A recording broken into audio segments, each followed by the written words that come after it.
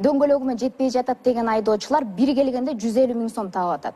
Таза кирешеси 80 000 сом чөнтөгүнө салып атат.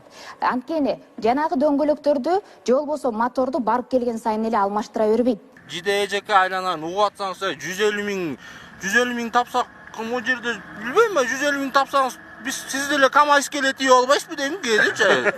Ама бир рейсинде 150 000 таап коюп эле жата бербейсизби анда. Туура эле да анан эми жөн эле могу жерде жыргаган иш жок, карачы бүт эле көпкө капкара карапайым эле могу жердечи.